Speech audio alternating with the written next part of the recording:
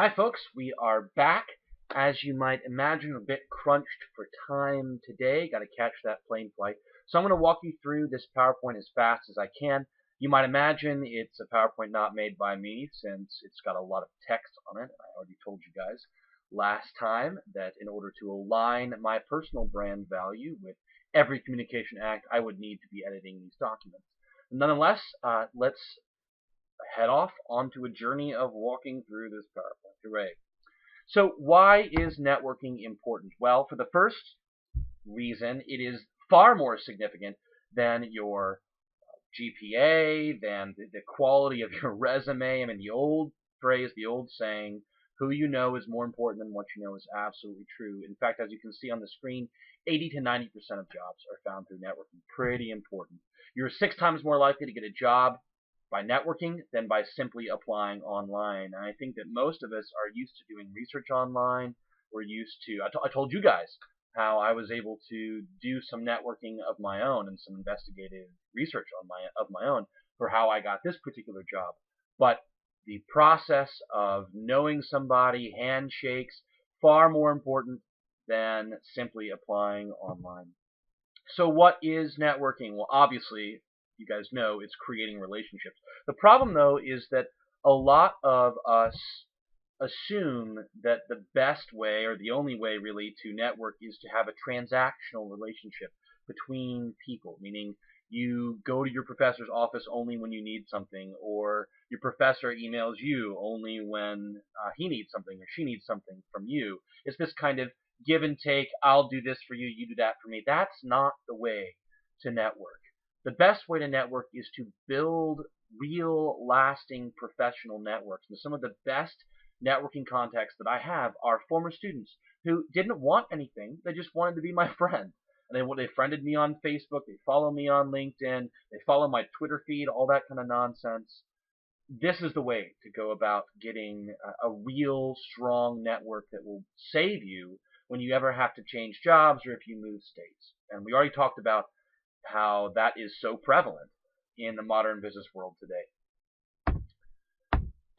So please don't simply send your resume to everyone you know and hope that you're going to get a job that way. I mean, really, it's not going to work. The kind of emails that you need to be informational seeking emails where you ask for more information about the person's company, where you want to get to know the person.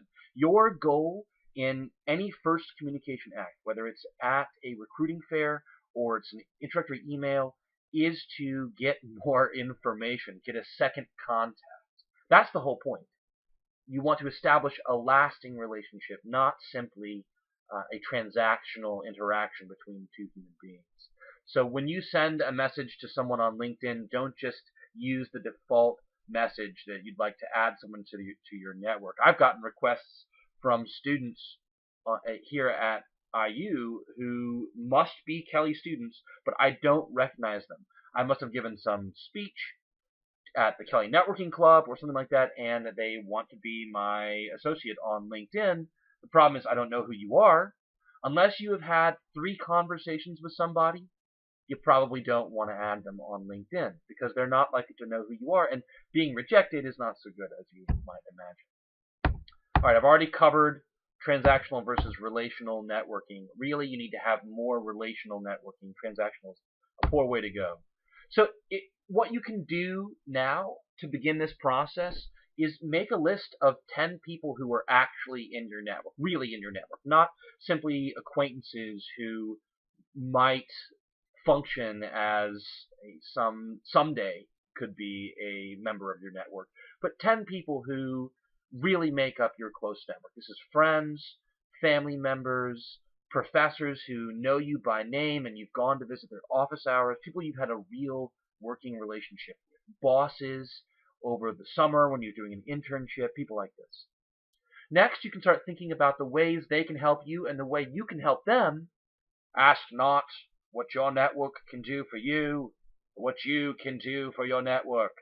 Right? So the idea is don't, even though the internships are a year away or 2 years away for you guys, start now to help these people so that when your time comes, You know, and it can be as simple as things like, oh yeah, I know somebody who's a realtor, and I know that this other person is looking for a place to live. Or I know somebody who does handiwork, and I'll be happy to forward you the contact information for someone to help you fix that broken door. I mean, this is the way you network. Real world networking is helping other people and not expecting anything immediately in return, but building a group of people who can make up your professional network. Let's take a minute now and check out this video.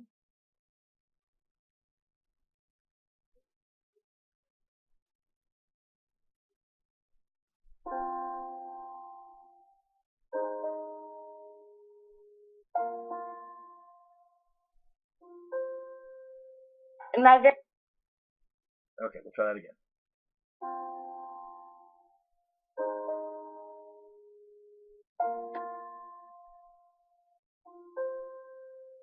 In my very first week here as a freshman in Kelly, I heard the word networking all the time, and it really stressed me out because I'd never really heard that word before, and I didn't know what was expected of me.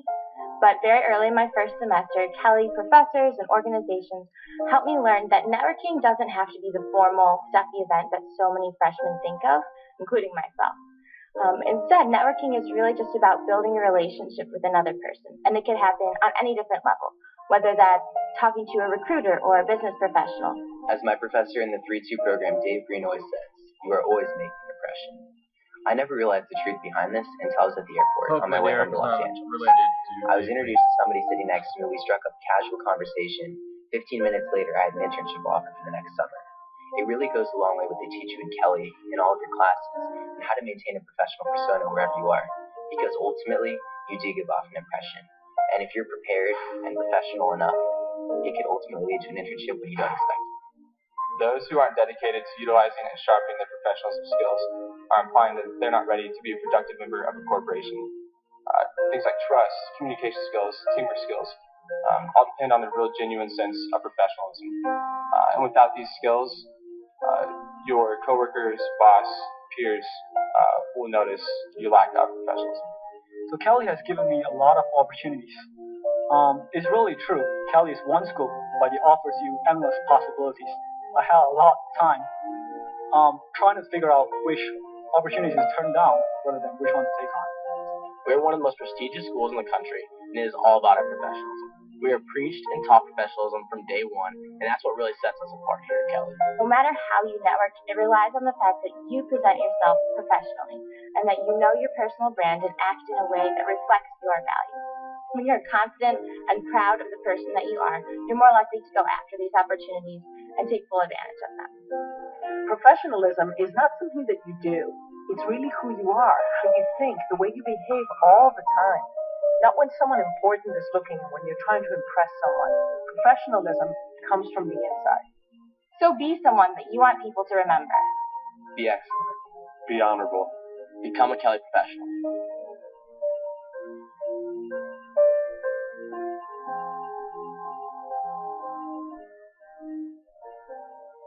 Okay. Sure, that was a wee bit cheesy.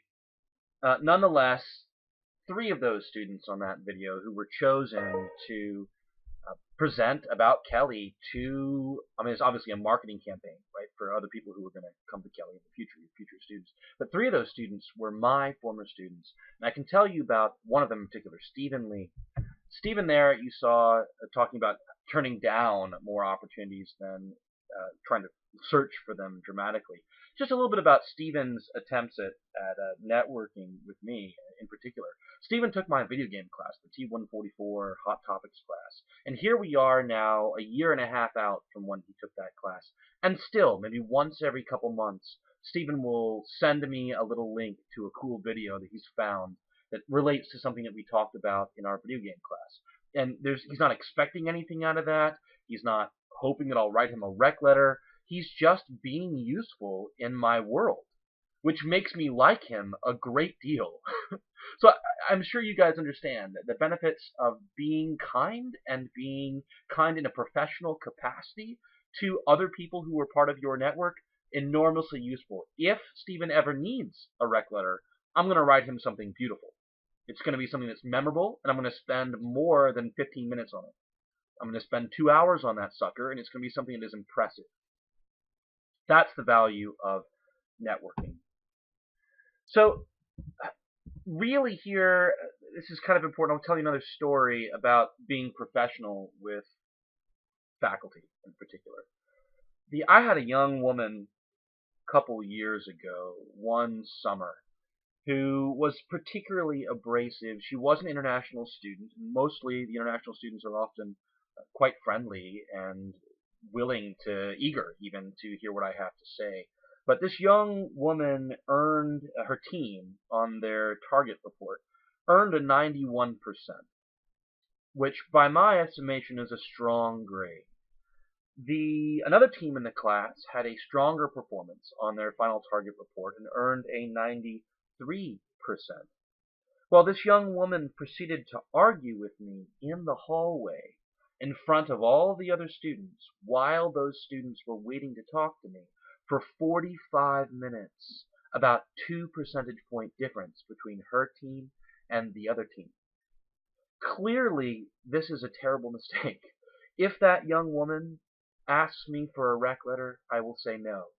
And if she applies for the honors college, I will recommend she not be accepted to the honors college.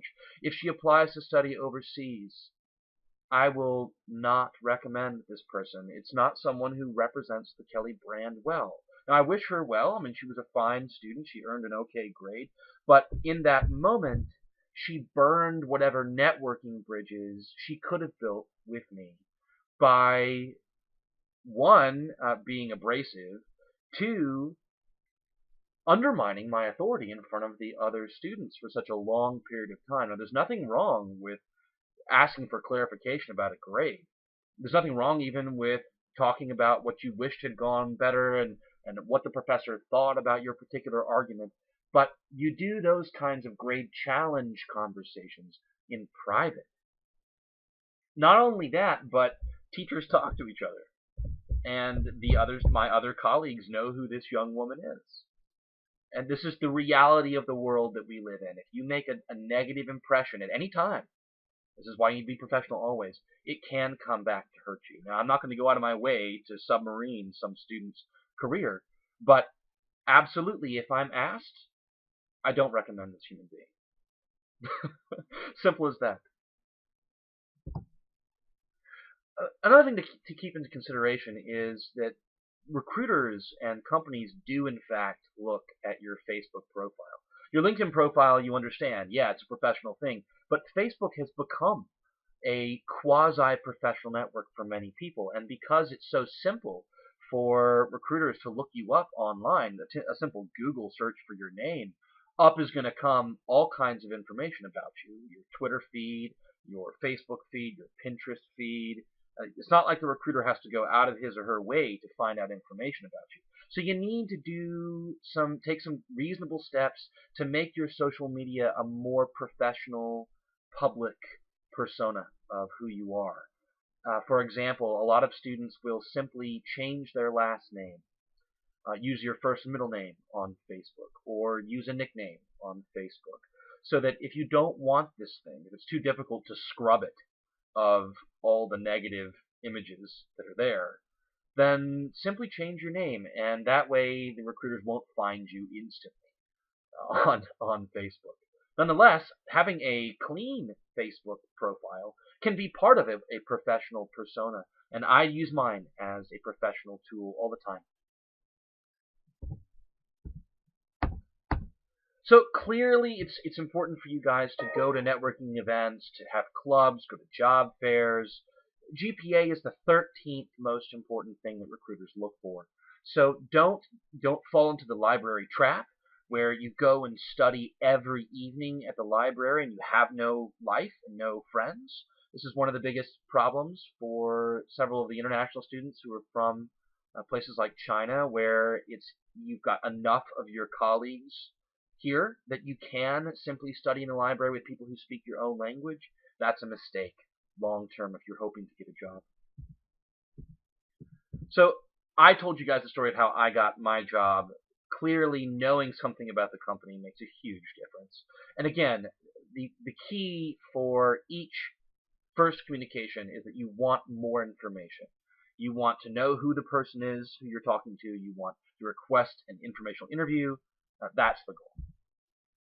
So this is kind of unfortunate about the business world in that it is a fairly shallow place. It is. People will judge you based on your appearance before they even know who you are. Why is this? It's because there are way more job seekers than there are jobs.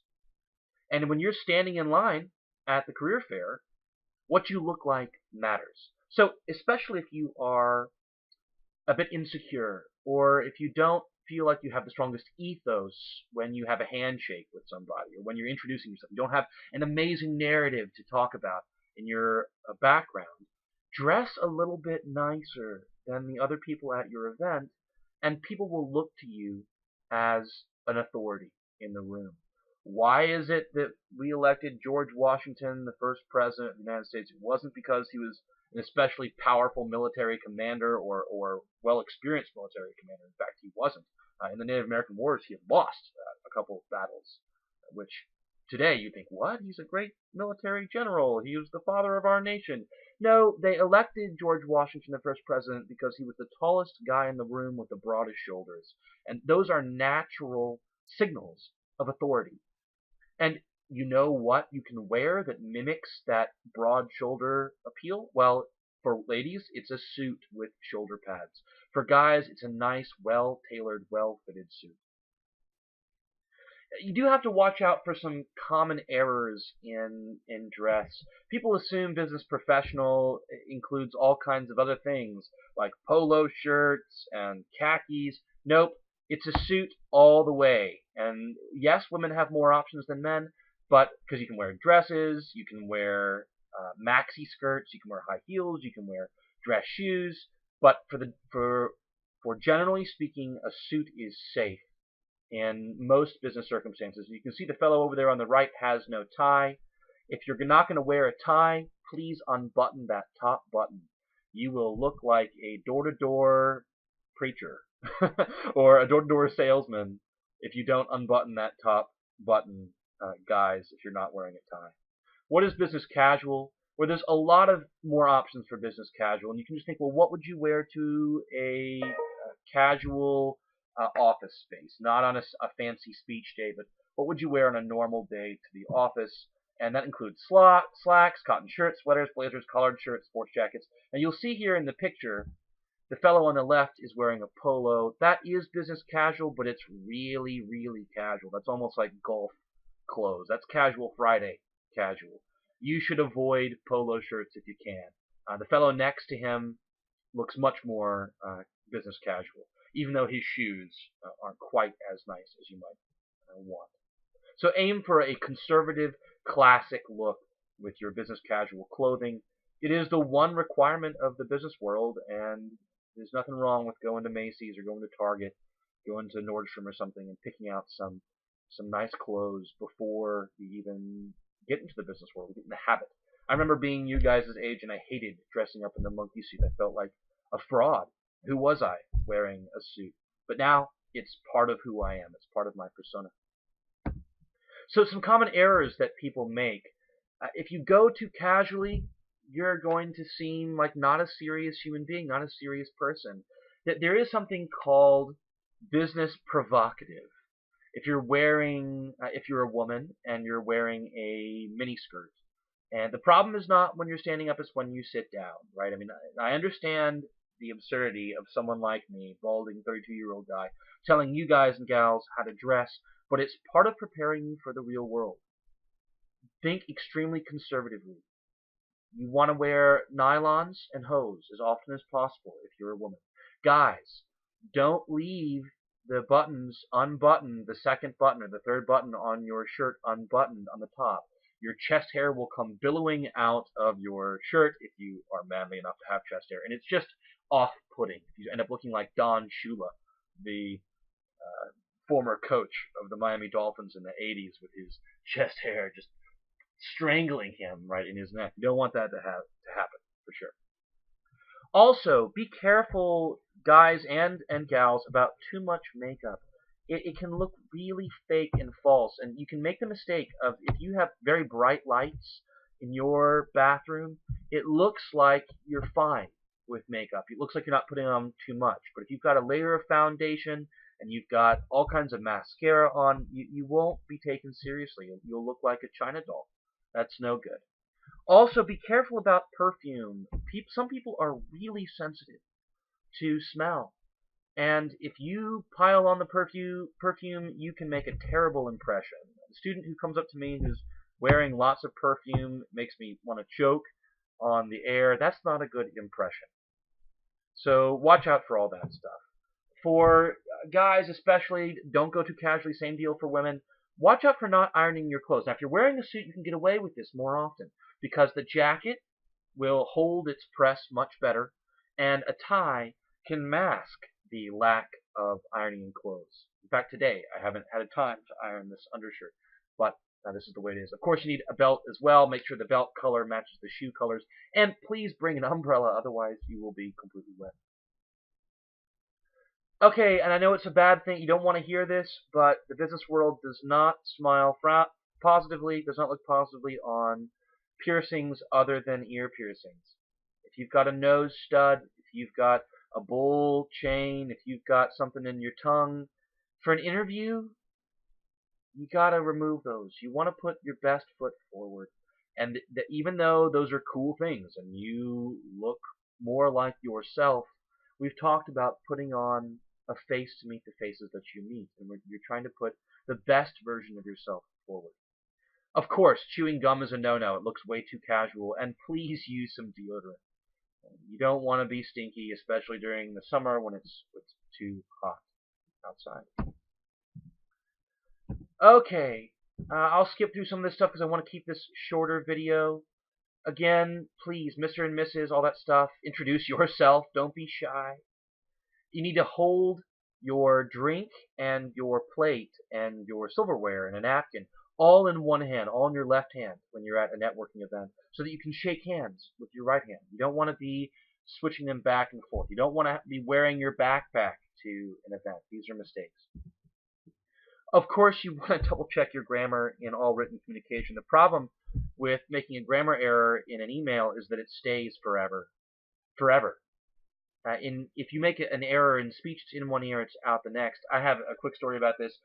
I briefly thought I was going to live in Los Angeles, and I would have to find a new job. And this is just 4 years ago now, and here I was at the Kelley School. And I misspelled the name of the private high school that I was applying to be an English professor. And I got a one-sentence reply from my inquiry email, which was, don't misspell the name of the school.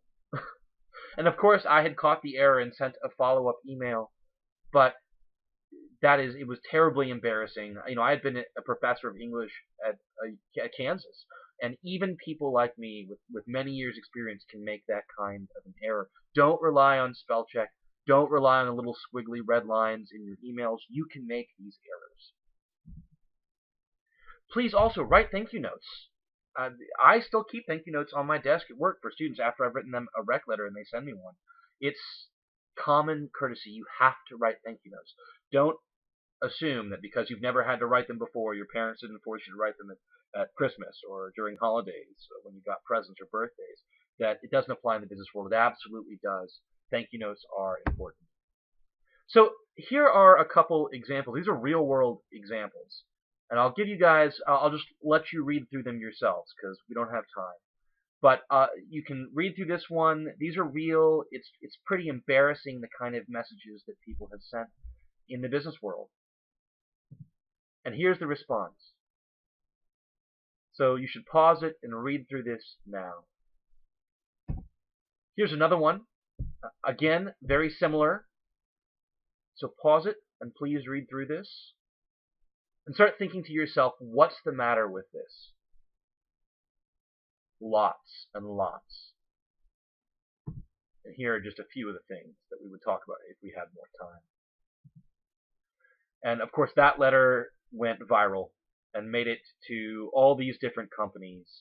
Don't assume that people in the business world don't talk to each other. The networking that you have will extend beyond, and when someone sees something negative, they're going to tell their buddies about it, and it's going to go onto LinkedIn and Facebook. I mean, this is a disaster for the student who wrote that other.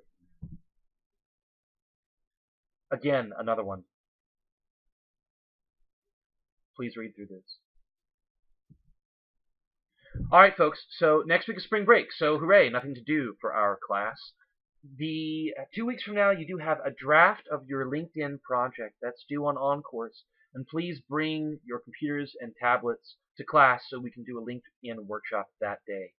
Of course, there is plenty of resources online for you guys to check out. Thanks for listening. I appreciate your patience with these videos. I'm sorry we had to cancel class today. I'm sure you guys aren't. Hope your spring breaks go safely and well. Every semester there's somebody who doesn't come back to me safe and sound. So please be smart. Have fun, but be smart. Alright, folks. I'll see you guys in 2 weeks. Have a good one.